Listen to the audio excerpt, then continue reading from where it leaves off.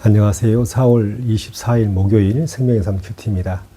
오늘 본문 말씀은 민수기 14장 39절에서 45절 말씀입니다.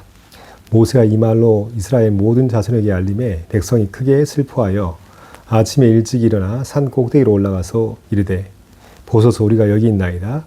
우리가 여호와께서 허락하신 곳으로 올라가리니 우리가 범죄하였음이니이다. 모세가 이르되 너희가 어찌하여 이제 여호와의 명령을 범하느냐. 이 일이 형통하지 못하리라. 여호와께서 너희 중에 계시지 아니하니 올라가지 말라. 너희의 대적 앞에서 패할까 하노라. 아말렉인과 가나안인이 너희 앞에 있으니 너희가 그 칼에 망하리라. 너희가 여호와를 배반하였으니 여호와께서도 너희와 함께하지 아니하시리라 하나. 그들이 그래도 산 꼭대기로 올라갔고 여호와의 언약궤와 모세는 진영을 떠나지 아니하였더라.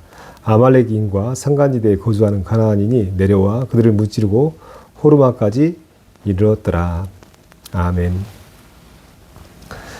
10명의 부정적인 악평을 하였던 정탐꾼의 이야기를 듣고 하나님을 원망하면서 애굽으로 돌아가자 했던 이스라엘 백성들이었습니다.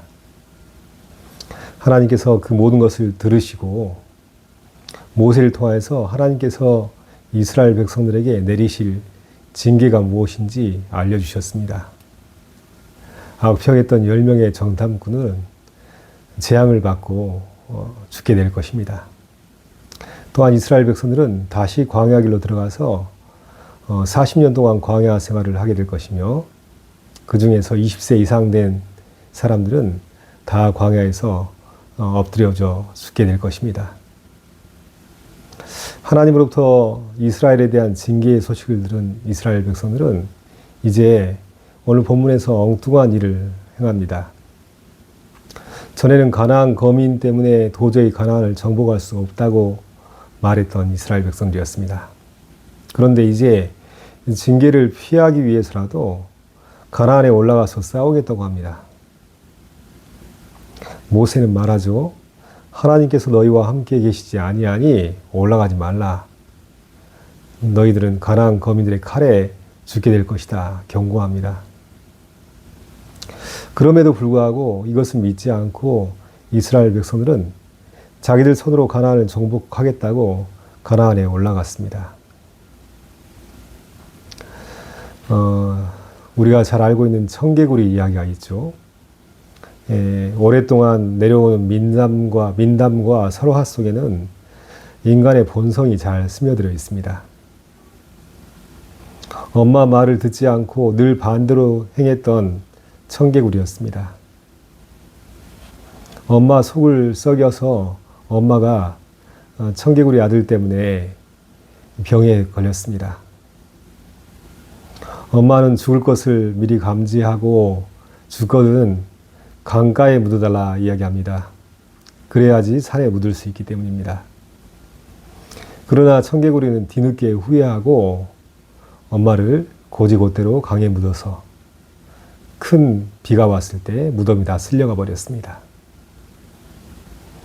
불순종한 청개구리였고 또 엄마가 죽어서까지라도 엄마를 힘들게 하는 그런 어리석은 청개구리의 모습입니다. 그런데 청개구리의 모습을 어리석다고만 할 수 없는 것이 그것이 인간의 본성이기 쉽습니다.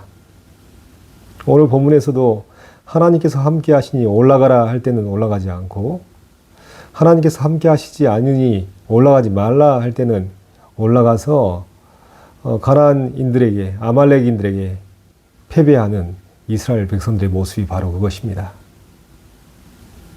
늘 거꾸로 하고 있습니다. 그런데 가만히 생각해 보면 이것이 인류의 보편적인 역사입니다.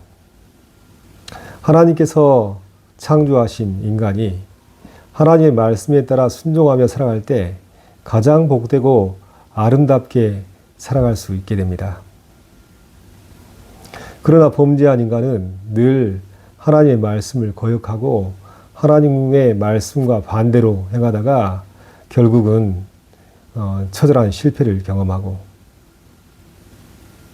또 그것을 되풀이하는 것이 죄인된 인간의 모습이고 가만히 자신을 들여다보면 나 자신의 모습이 바로 그런 모습이기도 하지요.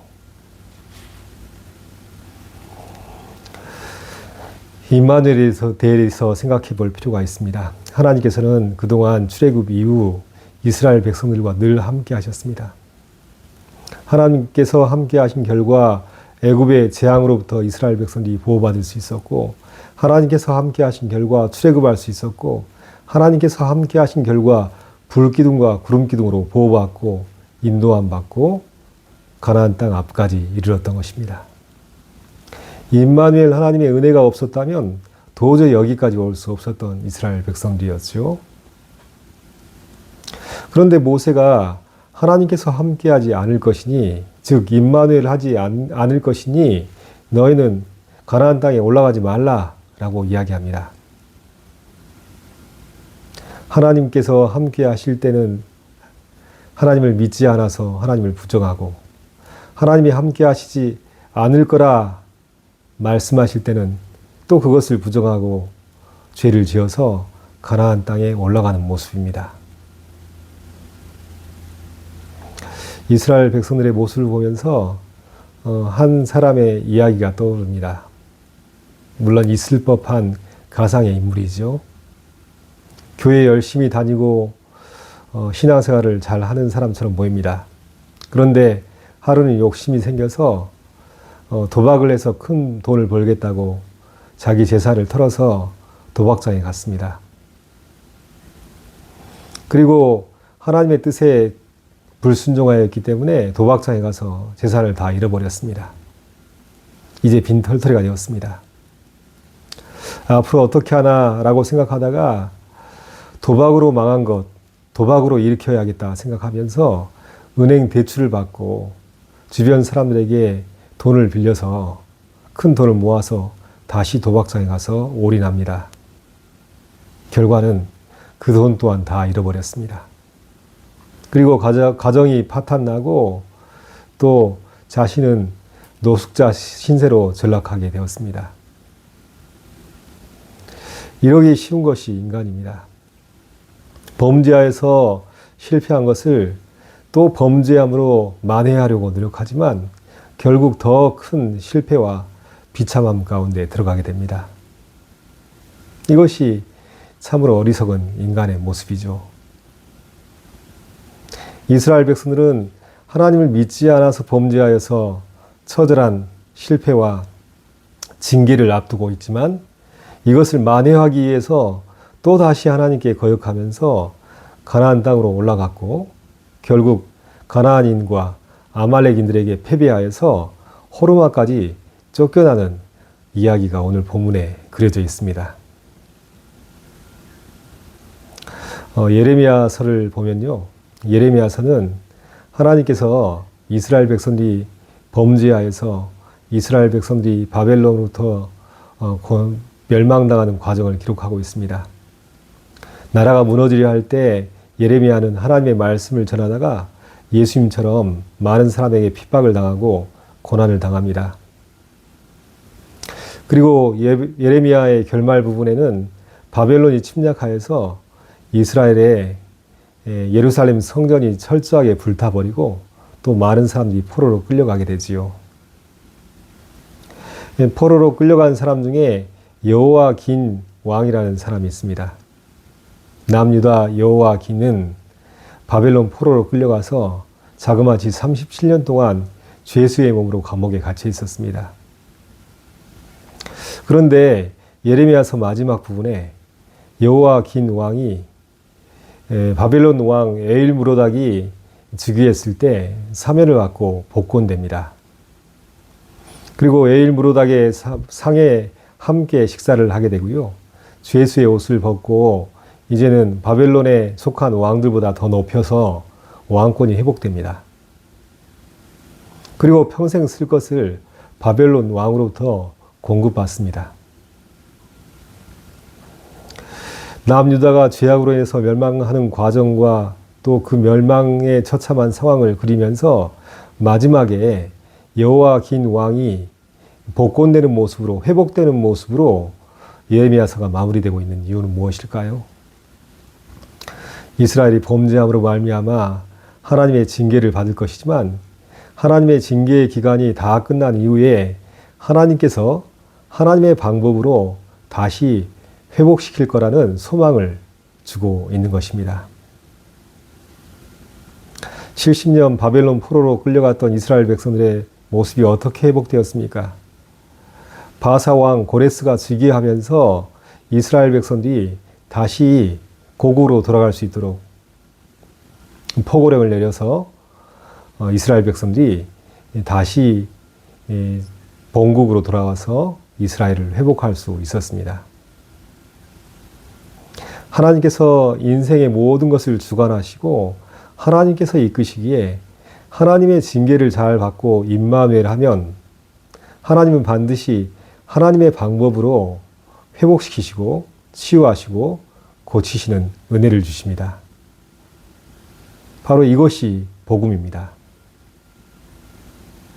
하나님의 때가 이르렀을 때 예수님께서 이 땅에 오셔서 모든 죄인의 죄를 대신 짊어지시고 십자가에 달려 죽으시고 부활하심으로 우리의 모든 죄의 문제를 해결해 주셨습니다. 실패하고 죄를 지었을 때 나의 또 다른 죄악으로 그것을 커버할 수 있는 것이 아니라 하나님께서 징계 가운데도 죄 가운데도 돌이키고 후회하고 회개할 때 하나님께 돌아올 때 하나님께서 반드시 하나님의 방법으로 고치시고 회복시킨다는 메시지가 성경의 전체에서 주는 메시지라 할 수 있죠.